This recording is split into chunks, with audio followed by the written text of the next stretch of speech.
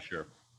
Hey everybody, I'm Teddy Burriss. I work for a company called Burriss Consulting. We're social media strategists, and I love to help people think of new ideas and do things differently and better than they've ever done before, which is why I created that business as a LinkedIn strategist. And my co-host, partner in success, is Mr. Randy Wooden. Randy, would you say hi to all these folks, because they want to hear from you? Hey, we're up to 20,000 so far, and so we have room for many more thousands. So plenty of seating as things have opened up, right? But we can, if you're watching us, let us know where you're watching from. But yeah, Randy Wooden, I'm the director for the Professional Center by Goodwill Industries of Northwest North Carolina, right here in Winston-Salem.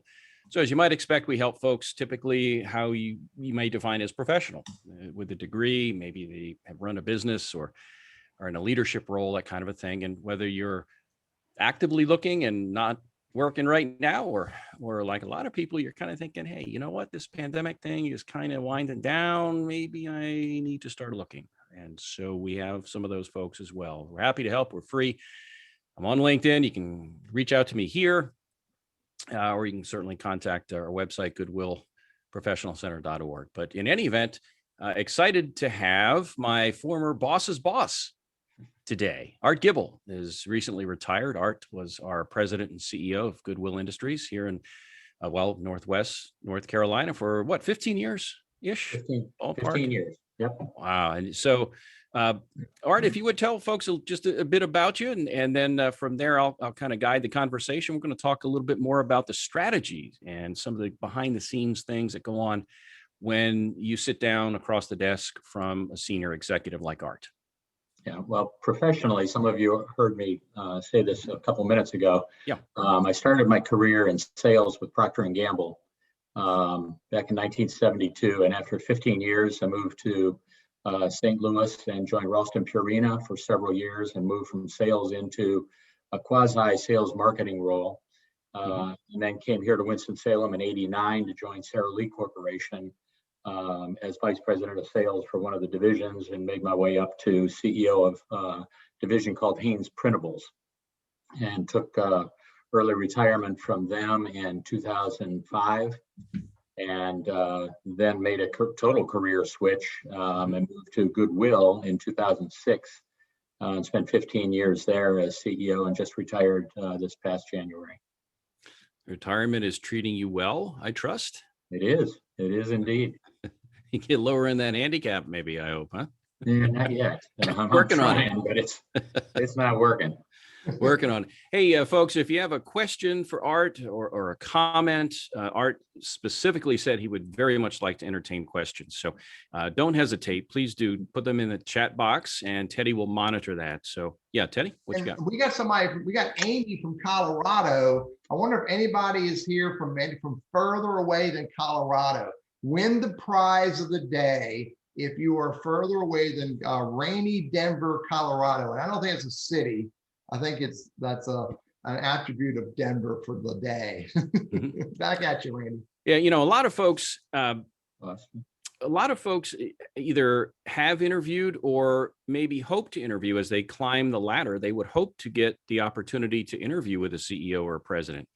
Very often, as we start our career, we interview with our frontline supervisor and maybe the next level, but we rarely get necessarily a face-to-face interview with the CEO of the organization. And so whether you're at that level now and interviewing and probably going to interview with a CEO, or you aspire to that and you're moving up your career ladder.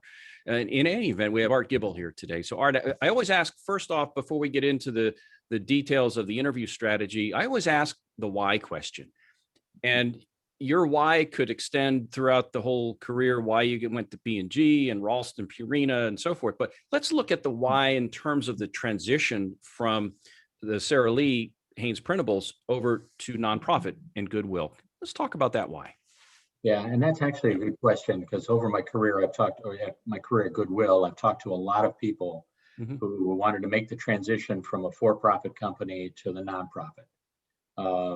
And I tell them my story all the time, and of similar stories of executives who have made that switch into the nonprofit sector. For me, I had an intimate knowledge of Goodwill to begin with, because I was on the board for 10 years. Yeah. So that gave me a real insight. And when I came out of Sara Lee in 2005, I wasn't sure what I wanted to do, but I knew I wasn't ready to retire. And it was suggested that maybe I ought to look at the Sara Lee job. My predecessor was going to retire in a year. And I wasn't sure if the nonprofit world was for me. How different is it than the for-profit world, et cetera? So I did some pro bono consulting with a couple large nonprofits to get me in the door every day to see how people worked, what kind of quality of the total staff is there, and so on and so forth. And that actually not just convinced me, but encouraged me to go for the Goodwill job. But I will tell you, Goodwill was a unique experience for me because at the time, I thought it was the only nonprofit that I would be actually qualified to run because it runs like a business. A lot of people don't like to hear that, but it runs on business principles, good strategic planning, good accountability, good follow-up, good reporting, et cetera. So for me, it was a hand in glove. Yeah, it was. And you had the opportunity to your point, serve on the board. So you kind of knew the vision and the background versus coming in cold saying, hey, I think I can make this happen. So, and I've always been impressed with Goodwill in terms of the logistics and how product is moved from one place to another and out onto the store. And then what happens if it doesn't sell and how all that process is really down to a science. Yeah. And I tell you though, for me personally, it's a well-run organization, particularly from that perspective, but the whole organization. But by being well-run, it allowed me. Everybody thinks that you came out of retail-focused big companies, et cetera. So the retail part was what attracted me to it. While that was very helpful, it really allowed me, because it was well run, it allowed me to really focus more on the mission side of things. And that includes, Randy, what you're doing. When Sherry Carpenter came and said, hey, we've got this idea for a professional center, that was terrific. And here we are, probably 10 years later or more. Yeah. Still paying me, so I still show up. I hope so after the show airs. Hey, let's get into our topic today. Teddy, you had something you wanted to So Art, mention? Carol's just shared with us that you were pivotal in her starting to move into the nonprofit sector when Carol Polk started Pivot Ministry. And then one of your fan members from Winston-Salem referred to you as a celebrity. I'm gonna just mute that conversation. You can ask my wife to leave the panel. Hey, our topic today is this. We've all been on interviews, and as the candidate, our role is, have Art elaborate more on this, but I look at it as, is this a job I want and a job I can do reasonably? Is this something that I want to do? And they're looking at me saying, hey, does this guy have the competency to get it done? And does he fit our culture? So can he do the job and will he do the job? Mm-hmm. And so while that's kind of distilled down, there are different levels of interviews and different questions that kind of go into each of these different types of interviews. So for example, Frontline Supervisor, I'm an entry-level hourly worker. That interview is going to be different versus sitting in front of Art Gibel, CEO, President, Goodwill Industry. So that's what we want to dive into today. What are the expectations, Art, that you have when Randy Wooden shows up in front of you? What are the expectations you have of me? Yeah, I think it's situational. I can talk personally, but to put it in a broader context. Sure. And what I mean by situational is if you're interviewing at a small company, a partnership, an entrepreneurial company with not much staff, you may be interviewing with the CEO, the president, the owner, right off the bat. But I think many of those expectations are the same as if you're interviewing with a big corporation or organization. By the time you get to the CEO, you've already had 1, 2, or 3 interviews, maybe gone through some testing, et cetera. Mm-hmm.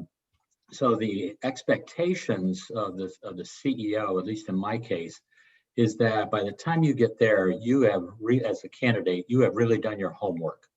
You've been to the website, you've been on LinkedIn, you've talked to other people who currently work at the organization or previously did, to get a flavor for, is this going to be a good fit for you? And I'll tell you, the more homework that someone does, Mhm. the better prepared they are with good questions. And that's what I look for. What questions does the candidate have that show that their head is in the game? It's not just trivial questions that the HR department could answer for them, or should or could have been answered in previous interviews with the organization, but good, thoughtful questions. I think that they also, if they do their homework, will have a good sense of what the culture is of the organization. And so questions around culture would be very appropriate. So I'm looking for those things. I think the two other things, though, that I think someone interviewing with the CEO should be prepared for is that the candidate needs to be prepared to not just discuss their skills, but also their traits, because the CEO is looking for candidates that can make the team stronger. And so if you've got accounting skills, you've got accounting skills. And if you've made it this far and you're moving in and you're maybe going to be a senior leader, somebody else has already interviewed you about that. So the CEO is looking for, are you going to be a good teammate here? And that's only going to be told by the interview itself, and the way that the candidate answers those questions. Are there any telltale, I guess, signs or clues that you pick up on within the first few moments of the interview that says, okay, this guy's got an uphill battle, or, hey, you know what? I like this guy. And let's see where this goes. Yeah, and I hope we come back to that later on in the conversation about liking the person or not liking the person. But generally, yeah, anybody, we're all human. You get in and 2 minutes into the interview, you've made a biased decision in your mind. And if it's positive, then everybody goes for confirmation bias. You're looking for answers that reinforce that, yeah, I thought I liked this person. Or the other way, you're coming in and say, Teddy, there's no way after those first that introduction, he had a weak handshake, he's kind of milk toasty, blah, blah, blah. Yeah. And so you've already shifted into that gear, and now you're listening for the answers to either confirm that or disprove it. And many times, that's why you go through the whole interview. Many times you are disproven on both sides, whichever your initial position was. But that goes for every interview, every Sure. encounter that you have with somebody. I wonder how hard that is, how difficult that is to put those confirmation biases aside. Has that been something that you've found to be kind of challenging on your end? I won't call it challenging, but I will give you an example that I just heard very recently. Wake Forest School of Medicine, okay, because of COVID, they could not have the medical student applicants fly into Winston-Salem, those that they were most interested in. I don't know how many, they get about 10,000 applications, they net it down, so maybe it's 500 people Sure. to fill 120 spots, right? But they couldn't bring those people into campus to interview. So what they did was they had every one of the candidates do a video answering the same questions, do their video, and then answer the same set of questions exactly. Submitted all of that. And it worked out terrifically well, to the point that they're considering doing that on a continuous basis. And it takes that human element. That's what I was saying. I said, do you really like this person or don't you like this person? It makes it more less spontaneous, more objective. Now they still, once they've made the decision, they'll extend the offer based on that video and questions being answered. If the candidate wants to accept, then they fly into town and that personal encounter happens. And I'm sure there's going to be some surprises both ways. Oh yeah, yeah. And I've even known of, I've read this so anecdotally, where companies are doing interviews where you don't see the candidate because, again, based on biases of their appearance, that may impact your initial thought. So it's just voice, but even just voice has its own biases. Hey, just real quick, if you're watching, before you go on, Randy, Yeah. You said the magic word. If you've watched television and seen the show, The Voice, that's Sure. exactly what they do. The judges are turned around and all they hear is the singing, and then they make their decision and turn around. They don't get to see that person at all before they start singing. Absolutely. And sometimes their eyes get about this big when they Yes. go, holy cow, that voice came out of that. That's right. That little tiny thing had the voice of boom. And Teddy, you jumped the gun on me, which is good. This guy is sharp, Art. He is one step ahead of me every week. I'm telling you, Teddy, thanks for keeping me straight. I was going to mention that if you have questions for Art, please do put those in the chat box because he's a wealth of information and willing to share. So let's pick his brain a little bit. All right. So some of these, I guess the candidate comes in and you kind of explain a little bit about some of your expectations. Would you like to offer any other additional insight maybe on how an interview with you may differ from an interview with the frontline supervisor? Any other thoughts on how those may differ? Yeah, and again, there's a little bit of a difference on if the person being interviewed is there to join the senior team, okay, one of the senior members, or the CEO usually gets involved in a step or two down from that senior level as well, to make sure, if nothing else, that the senior leaders on the team already are also doing their job and employing the right practices to select the right person for the team. But again, at the CEO level, the skills are more or less assumed. Somebody else has already determined, somebody else has done your background check. They've checked to see, you went to school here, here's your experience, here's where you've worked, etc. So what the CEO, at least in my case, generally is looking for is a cultural fit. And before people jump to a conclusion, that cultural fit doesn't mean that everybody comes in and we're all doing exactly the same thing, because a cultural fit could be we're looking very much for a person of difference to join the team. Someone with different worldviews, different experiences is able to challenge. But that cultural fit, and in the case of Goodwill, for example, we want challenge, but we want to challenge in a professional way, in a courteous way, and to understand that we want everyone's opinions at the table, but the decisions aren't always going to go in your way. But you're a team player, and that's one of the key things that the CEO is basically looking for is that cultural fit. At the same time, we should be very interested in knowing if we're a cultural fit for the candidate. Okay, what is their culture that they're used to or thrive in, etc. And so trying to use that interview to tease out both things. So questions will revolve around that from the CEO, and hopefully engaging the candidate in a conversation about, I really like to work alone. Well, you do, but here's the job. Are you going to be able to do that? Or, I love this, that, or the other thing, or all our people are this way. Looking to see and at least expose where there may be some discomfort, so that we're walking into it with our eyes open. When it comes to assessments, are those typically done before the person gets to you, so you have a sense for what their culture match might be, or is that done after they talk to you? It really depends. It really depends.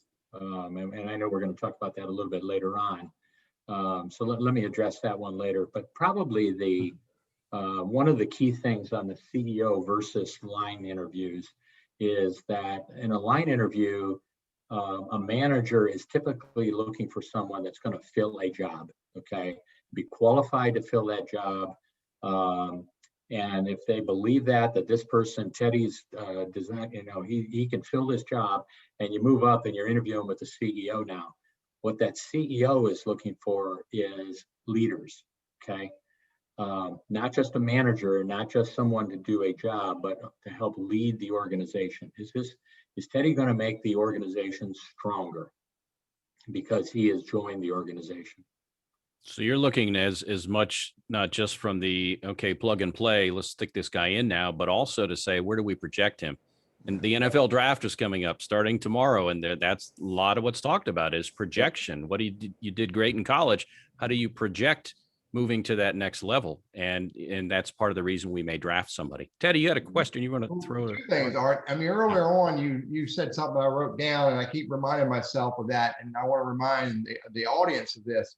And that is, you said, make sure you're asking the right questions of the right person in the organization.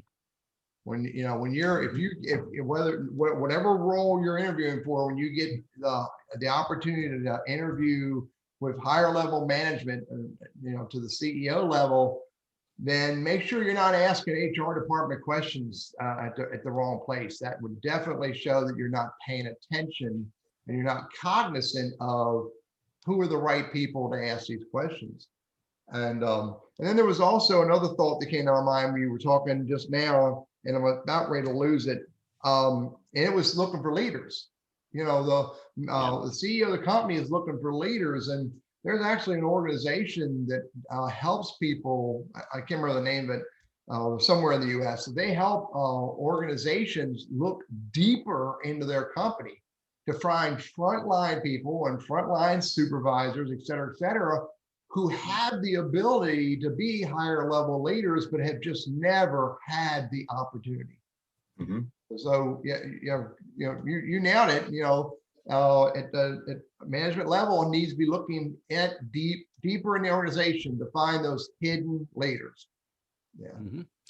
We're talking with Art Gibel. He's recently retired CEO, president of Goodwill Industries of Northwest North Carolina, and he's here to offer his perspective coming from that side of the desk as a senior executive in terms of what he looks for when interviewing candidates. And so along those lines, I'm going to throw this at you, and this is something that is huge, and you alluded to it earlier, and that is the questions that a candidate may ask you. So, and again, to piggyback on what Teddy said, if they start asking you, so do we work weekends? Probably not a good question. No. Do I have to work overtime? Those are the kinds of questions that would be better suited to your initial or immediate supervisor. So what are some questions when you get them, you say, you know what, that's good. I like it. What are some questions they ought to be asking you? Yeah, I think they've got to recognize, and again, this is whether you're talking to an owner of a small company or the CEO of a mid or large company. Yeah. Typically related to strategy. What's the strategy of the organization? What's the biggest obstacle to implementing that strategy? Who or what is the biggest unseen competitor? It's pretty obvious usually who the competitors are, but there's always companies on the fringe moving into that space, being more selective or more specific in terms of their product offering that can be very disruptive. Asking questions about that, that will also tell the candidate that if the CEO can't answer those questions, there may not be a long-term position here that would interest them. You think? Yeah. Yeah, I read something on LinkedIn, I don't know, it was a week or so back, and I probably should have it on my tip of my tongue, but I don't. So anyway, I'll just punt a little bit. The thought was asking about corporate culture without asking the specific question, what is your corporate culture? Because all you're going to get is a canned answer from the CEO. Our culture is we believe this, this, and this, and this. So you're not going to gain any insight. You probably can look on a website and see the same thing. So having said that, there are some other ways of asking that. Teddy, if you read that same article, but about how you develop folks, when it comes to corrective action, how that's handled. Are there certain answers to that question that what I would say a sharp CEO might want to offer when they get asked those culture-ish questions? Yeah, I think the culture, I'm big on culture. Randy, you know that. Yeah.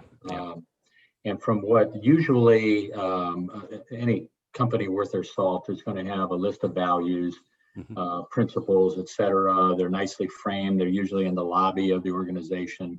But when it gets down to it, it's really how is that reinforced? How seriously does the company take it? Is it there more for marketing than actually running the organization? And at Goodwill, you know that we developed a list of behaviors, and those get reinforced one a week. We go through that list. Yep. There's 26 behaviors that take those values and put them into real life and say, here's what this really means. And every team at the beginning of the week and first team meeting, we discuss that particular behavior, and it's the first thing on the agenda. And we say, okay, how are we doing? How are we doing as a team? Are there good examples of this? What do we need to be doing better for it? And as you work your way through, every year you've been through those behavior, every one of the behaviors twice. So a CEO should be able to, rather than, as you said, just the blah, blah, blah, here's what we do. If the candidate is serious about culture and finding a culture that fits them, they deserve it to them. They deserve it themselves to dig deeper and find out.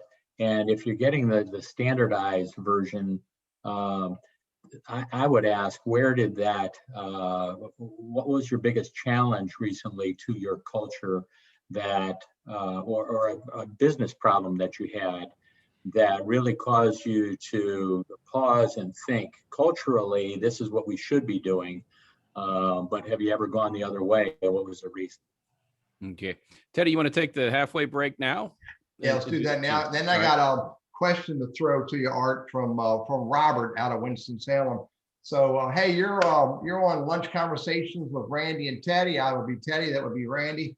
And our special guest is Art Gibel, a recently retired CEO of Goodwill Industries of Northwest North Carolina. The conversations today are, ideas and perspectives of interviewing with a CEO. What are their expectations, and what are some good ways you can position yourself to be a better candidate through that conversation? So, Art, Robert threw this question out here. And I'm going to reposition the question a little bit. He asked, what's your rate of success interviewing candidates, where you thought this guy or this lady was truly a home run, and it didn't turn out that way? And I think that question is a great question, but I'd like to spin it a little bit. And maybe there's a perspective that you have that candidates could use so that they can become those home runs. Lots of good points you've given here about ask the questions in the right place, have culture and strategy and obstacle questions with the CEO. But if I want to get you to really see me as a potentially a home run, what's something I can personally do in those conversations that might help you think better of me, so that and for you to get a better understanding of me? I'll tell you, one of the perfect answers to that is in the chat room from Mike Brock. I just read his. He said, here's a question I usually ask CEOs: what is the most difficult problem I can help you solve? So you're entering the interview. I'll interpret that for myself at least. You're not coming in and saying, well, this is about me, and am I a fit? Am I going to be here? You're exhibiting the fact that you've done your homework. You want to help them. You've got right there that tells you that this is probably a team player, that you're there to find solutions. Yeah. And so that's a perfect answer to that. As far as Robert's original question about my batting average on success or not, I don't know. I've never really taken the time to figure it out. There have been some great hires and there have been some real stinkers. But I will tell you, I was on the search committee a couple of years ago at a big organization here in town, and we were interviewing candidates for the CEO position. And one of the other folks on the search committee will remain unnamed, but they had hired someone previously in a high-level position. And after about 3 months, they had to bring the person in, the person that had gotten hired, and said, and basically I'll cut to the punchline here. It said, we hired your resume and we got you. Yeah. Okay. That's a little blunt. That's blunt. That is blunt. But that's why I guess you do interviews, is say we can read, we can see all that is the litany of here's where I am. And actually that resume, I'll go off target here for a second. The resume, some people believe that a resume, you should have one resume and that's it. This is who I am, and there I go. And I totally disagree with that. I think if you're interviewing with a particular company, you should tailor your resume. And I'm not saying make up stuff, obviously, but select things from your background that you want highlighted in that. And to go back to the beginning of this interview, the more homework somebody does, they'll know how from that homework to tailor that resume so that it's singing. It gets you past, the computer, past HR, into the interview, et cetera, et cetera. Yeah, that question that Teddy, you got another one? Yeah, I hit on Right. something. Art, I often tell people that stop looking for a job. Instead, get into conversations with people about business goals, challenges, obstacles. Absolutely. And you just gave me another way to look at that. The further you go up the hierarchy of an organization, if you start at recruiter level, then it should be about the job, and HR should be about the job and all that. And maybe a little bit more business, but the moment you walk past HR and you're in operations or management, your conversations have to clearly be business conversations. Mm-hmm. I just learned a new day. Yeah. Art, you started your career in sales, and Mike Brock threw a picture question at you. What is the most difficult problem I can help you solve? And what that did was it forced your mind to imagine a problem and a solution, and Mike Brock as the guy that's going to deliver that. That's the picture questions are very powerful. I've got another observation here too, and I'll probably lose it in my fertile mind here, but this goes back to candidates asking you questions. Mm-hmm. And it's one thing to have a litany of notes. Teddy can appreciate this. I have a litany of notes every week because I'm an old school guy. All right. But if I'm sitting across the table from Art Gibel and I have a litany of these questions, and again, this is an old sales tactic. You never ask a question if the other person doesn't understand the value and the purpose in asking it. So Art may be sitting there thinking, why is this guy asking me that? That just sounds like some textbook question. It comes in out of the blue. So I think there has to be some level of dialogue, conversation, to use Teddy's word, that helps validate or justify the rationale for asking it. So maybe it's a way of, maybe I answer a question from Art, and when I'm done answering, then I throw a question back at him that is somewhat based off my answer that I just gave. So it creates a conversation versus question boom, question boom, question boom. Thoughts on that, Art? Yeah, I think a couple of the questions that I like to ask is early on, tell me in your own words what it is that you think we do. And the reason I ask that is it tells me, have they done their homework? And do they have an understanding of what they learned? I'm gonna find out real quick. Yeah, yeah, right. Want to call a friend, Teddy? As we've been talking, how does this position meet your career goals? So in other words, are we going to have a good marriage here, or are you just filling a slot? And again, that goes back to homework as well. Have they done their homework? Do they think, are they just looking for a job? Teddy, you just mentioned this. Are they looking for a job because they need the money, whatever? And in many cases, that is the case. But I'll go off stream here for a second. I mentioned that I get a lot of people over the years asking me about how to make that transition from for-profit to nonprofit. Yeah. Now, Carol Polk was one. I didn't have any trouble believing that she was going to want and need and desire to be in the nonprofit section. But other people come and they think that it's, well, I'm at a stage right now and nonprofit, boy, that's easy street. Furthest thing from the truth. Furthest thing. It's like working in a small company where everybody has to do everything. It's a lot of work, and you have to have good team members because you're all relying on folks to help do all the different work. One of the questions that I think really exposes what a candidate is really all about is I like to ask, how much did luck play in your career? Okay. So in other words, were they born on third base and think they hit a triple? That's not my quote, but I forget who said that originally. Or do they, no, this is, me, and I'm saying, do they have a good grasp of themselves and what life circumstances they've benefited from? Not that it's good or bad, it's just a matter of, do they understand themselves? Interesting, yeah. And some Got of a us Barry have Switzer quote. It is Barry Switzer, yeah, thank you. Yeah. I'm quick on the fingers there, Art. Hey, earlier on, we brought up the assessments topic. So let's kind of revisit that. There are a whole litany of different types of assessments. Any certain assessments that you tend to lend more credence to? Yeah, and I'll answer that in just a second. But I think, first of all, more and more organizations are moving to personality assessments. And that there's nothing wrong with that. But I think that it's very important that it cannot be a standalone decision on whether to hire somebody or not. It's a tool.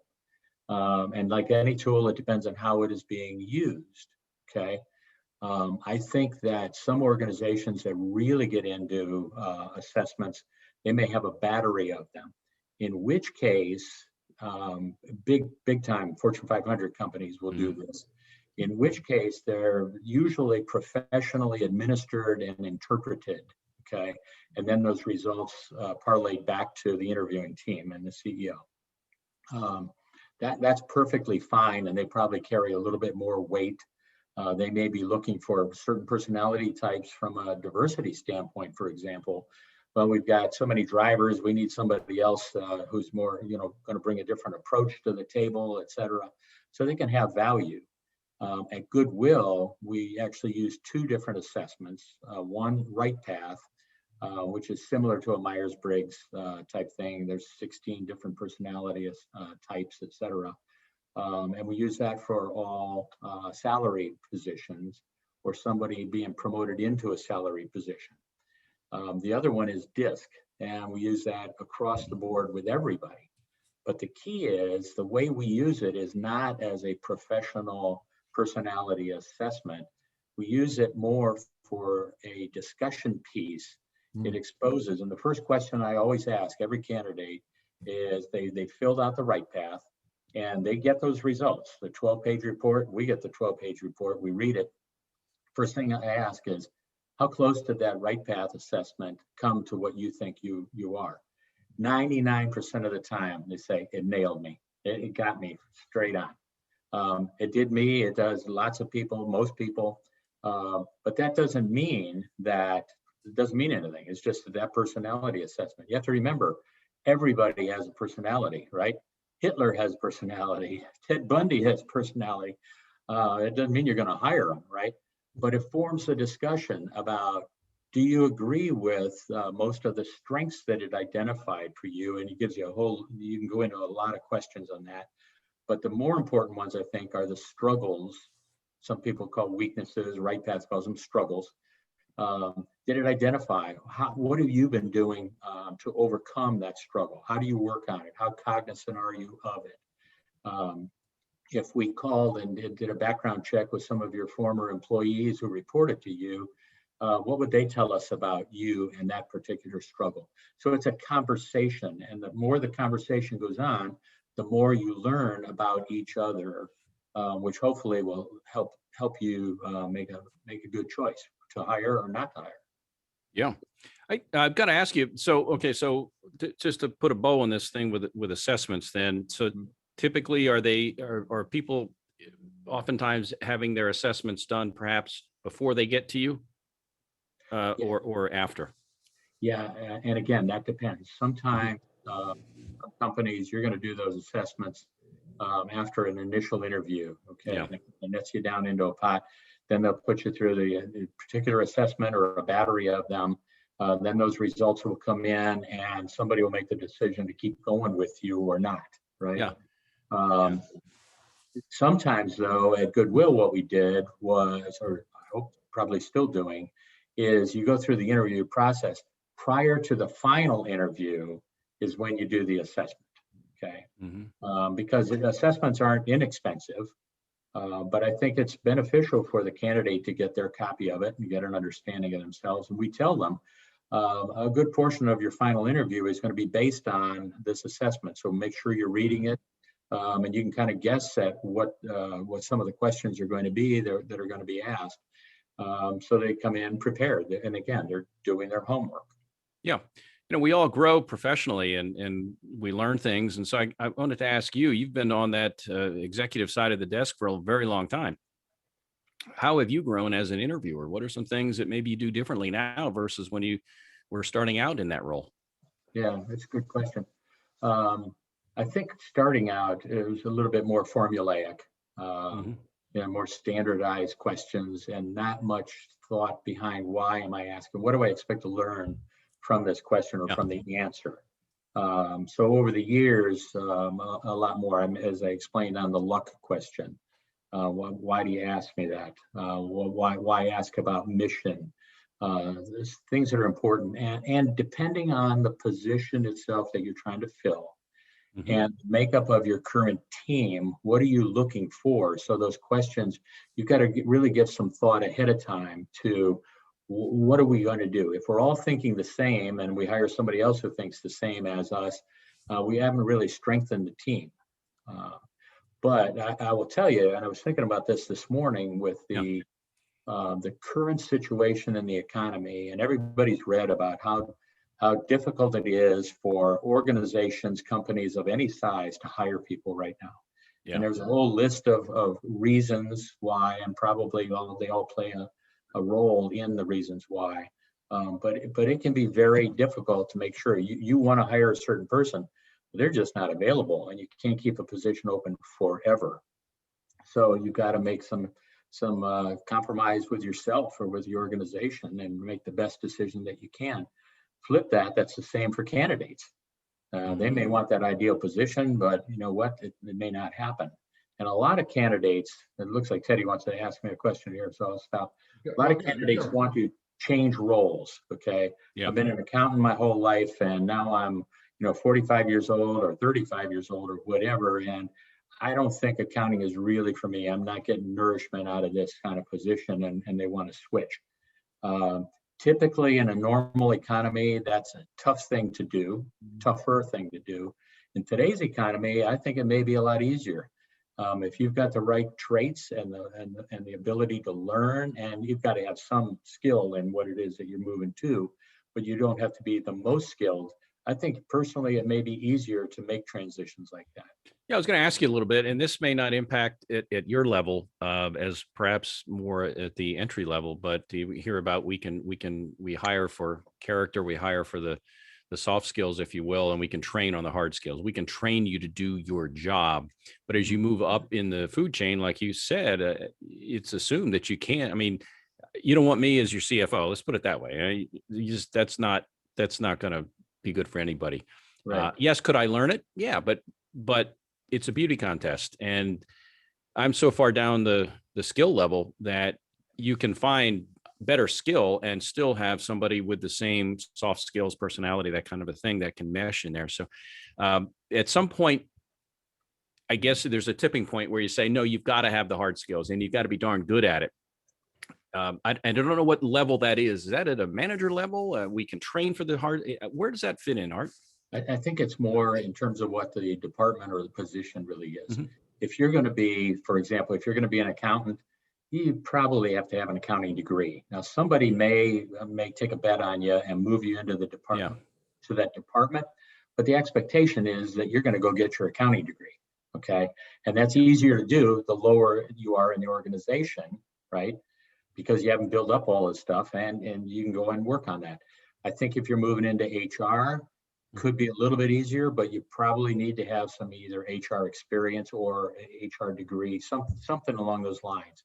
But hard skill, finance, accounting, etc., those are the ones. Now, moving somebody into sales would be easier. For example, marketing, you can break into a little bit easier than the hard skilled jobs.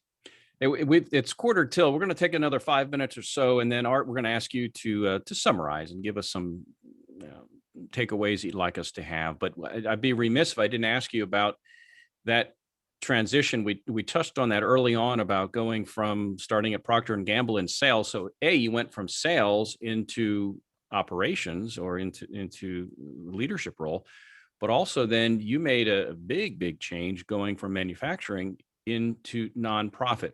Any tips you could offer for somebody? Any thoughts or any caveats you might want to throw out there for somebody who is thinking about making that change?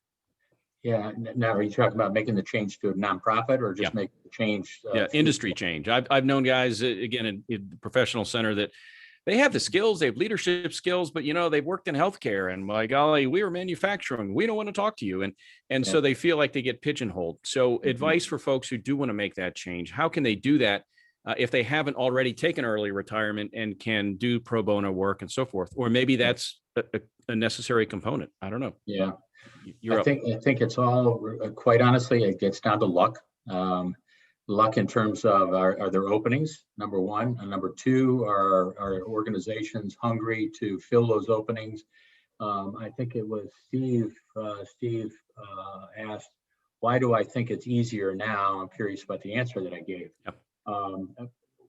It's basically because there are so many openings and so many people that, Randy, I think you wrote about it in your article recently, that even if you have a job, once this economy really hits full swing, there's going to be a lot of people jumping out of organizations.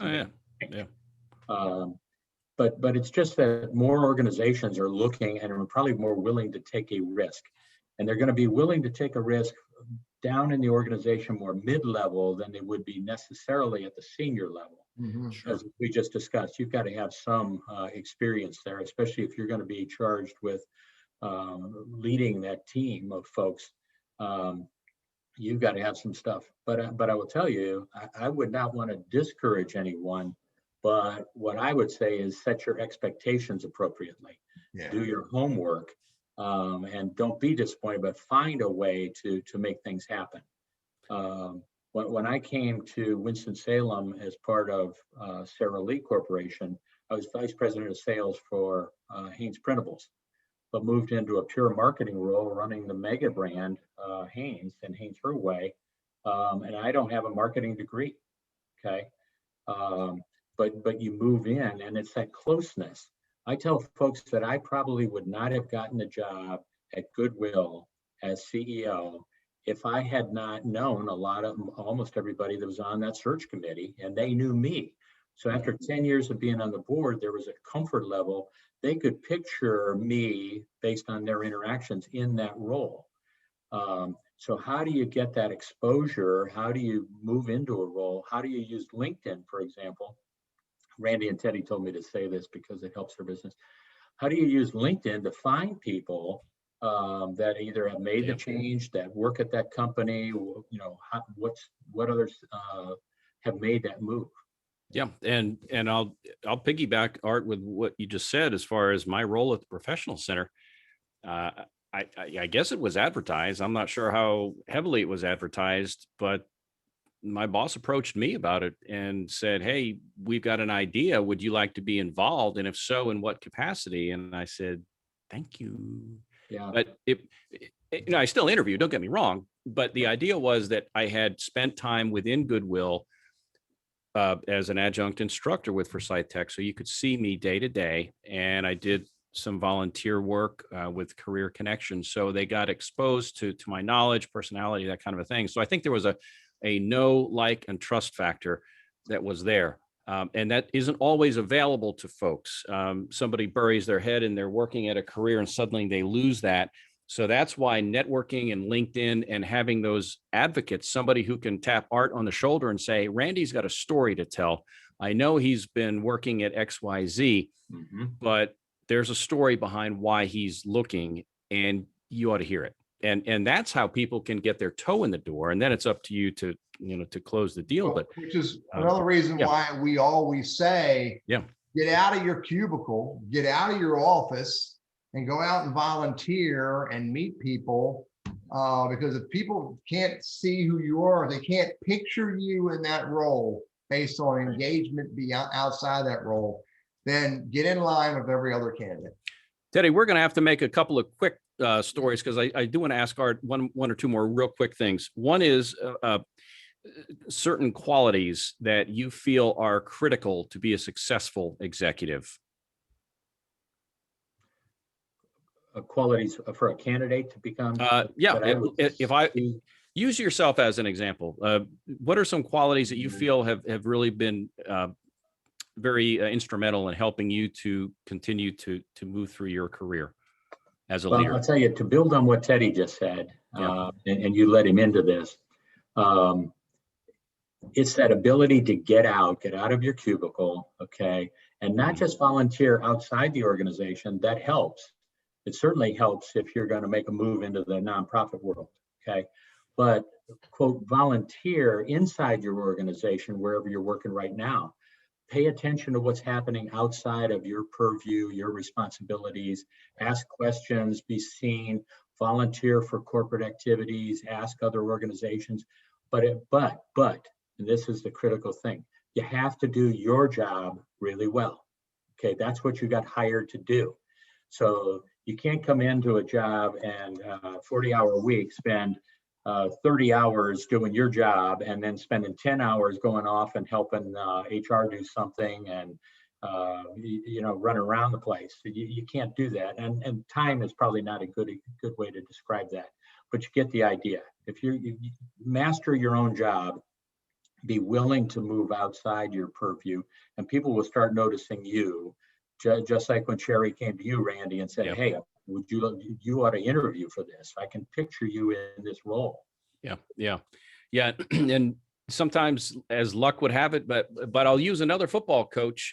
You mentioned Switzer, John Cooper, who I'm an Ohio State fan, right? And John Cooper could never beat Michigan, so he couldn't last there. But he may not have been the first one to say it, but he said, "Luck is when preparation meets opportunity." Luck is when preparation meets opportunity.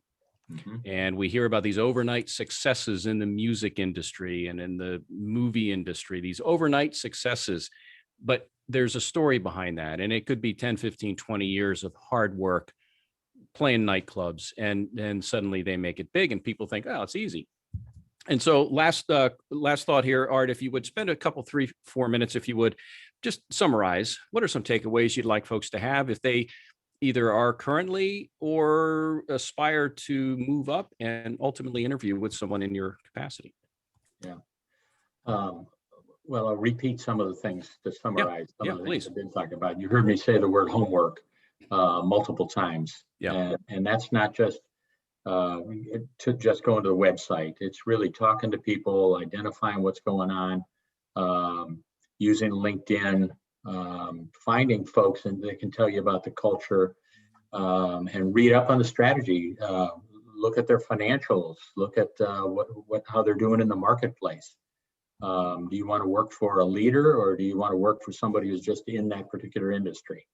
And what particular skills and traits are they looking for?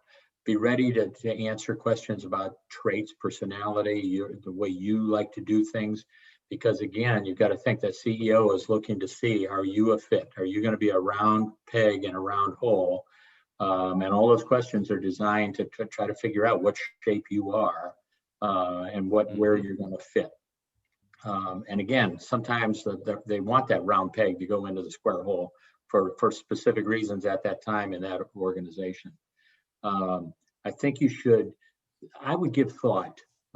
For example, when I came out of Sara Lee and I was going to interview for, I interviewed a couple companies as well, and then I latched on to maybe Goodwill, right? Yeah.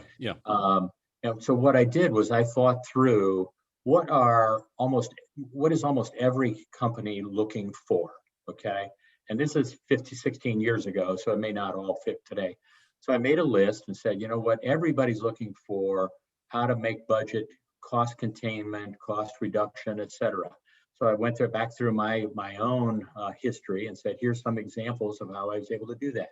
Everybody's looking for innovation. Everybody's looking for teamwork. Everybody's looking for interest outside the job, which can be listed down below. What are your volunteer activities? How are you contributing to the community, not just by working, okay? So just think through what was any company. If you were starting a company today and you were starting to hire folks, what traits are you looking for?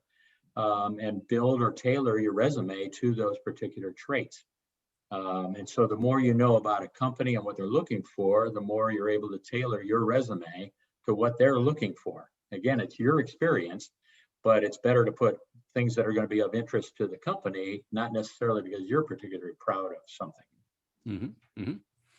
Teddy, I'll do a story, you do a story, and then I guess I'll tease for next week. We'll make it kind of quick. How's that sound? Go ahead, man. I got one. Yeah, Art, a lot of what you said, paraphrasing a lot of what you said. I mean, I agree with everything you're saying. So there's really not a whole lot to add there. I guess because I'm the king of analogies, I'll compare the job hunt to sports and dating. Sports and dating. Sports because it's competitive. And to your point, you need to practice and do homework. So you go in prepared. I think a lot of times I know a lot of my clients sometimes feel like, if I just get the interview, I'll be fine. I'll win them over, no problem. And so they may think their personality will win the day. And while that may be the case for a master like Teddy Burriss, it doesn't apply to everybody. So sports, again, competitive, practice, make sure the resume speaks well of you as it relates to the job. Take the time, again, to prepare. Like I said, that luck is preparation and opportunity. And the dating part is the culture fit. Is this somebody that I can work with? Do I want to work here? Do I have the tools to be successful, the support there? Is it an environment that I'd like to work within? Same thing with dating. And sometimes you get that quick bias one way or the other. And then it's either an uphill fight or a downhill easy and you're good to go. But we make decisions based on emotion and we support those with logic. So to the degree that we can impress and engage due to the homework we've done and with our personality, I think that can go a long way to landing the job. So Teddy, I'll throw it over to you and then back to me. We'll tease and then we'll wrap it up. You know who's coming up next week? I have an inkling. Okay. And he could be your twin brother, I think. Is your inkling on a tablet? It's between these it's in this fertile wrinkled forehead right here, right there. It's up there. Art, thanks a lot for joining us today. I appreciate it, buddy. I enjoyed it. And I'm happy for you that you're getting outside and playing a little bit more golf and enjoying more books and participating more in book club, which we've all got to keep doing stuff. There is no such thing as retire to a rocker. That won't happen. Hey, here's my quick little story before Randy introduces our next speaker, or our special guest, excuse me, is that when I took my very first sales job, I walked up to the owner of the company and I said, look, I've talked to everybody else in the company. I know what they expect. I know what they want me to do. I understand the processes and the systems. I want you to tell me what's the one thing that you believe that I need to do and do it appropriately to be successful in this job. And he thought for a minute and he gave me an answer. The answer is not relevant to this conversation, but my point is this: you need to know what it is that the leaders of a company expect in order to be successful. Now, all up and down the organization, if they don't know, then that's also a telling statement as well. So ask the right questions of the right person at the right time. That's my story. Randy, I got a couple other things I want you to talk about our next speaker. Look, everybody, invite your friends. If you think this is worthwhile or think it's good conversations, let other people know about it. Randy and I have a goal to get to 10,000 people or hundreds of thousands of people because we think these conversations are great and we want people to participate in it. Look up our upcoming speaker list. You will be absolutely freaking blown away at the quality of speakers that Randy and I are digging up, including next week. Randy, who's on next week? Yeah, Jeff Young. If you're on LinkedIn and you haven't run across Jeff Young, then you need to. He is the LinkedIn guru. He's in Ohio. Teddy knows a lot about LinkedIn. I think Jeff is at your level or maybe even a little above. Who knows? But between the two of you, I'll tell you what, if they can't answer your LinkedIn questions, you don't need to know. That's right. But Jeff is a great guy. He's all over LinkedIn. It's Jeff Young. And so he'll be on next week to answer your LinkedIn questions, your networking questions. And I am the only one, or maybe one of two people in the entire world that he's met, Jeff Young has met, who has been on LinkedIn longer than he has. I got on 1 month before he did. So, so I got that going for me, which is nice. Art, thank you again for being on our show today. We really appreciate it. We've learned a lot, and I hope our viewers have as well. And again, we'll share this all over the internet, so you will be famous. Art, this is the pinnacle of your career. You didn't know what you're getting into, man. It took this long for you to show up. It's at least the pinnacle of April. All right, well, so we'll give you that. But again, Art, thank you again. And next week, Jeff Young will join us at noon on Wednesday. What is that? It's going to be the month of May. So we're into May 5th. Folks, have a great week. And Teddy, have I forgotten anything? We're good, man. I think we're all good. right. You have a safe week, and we'll see you next time. All right, Take care. Thank you all. Bye now.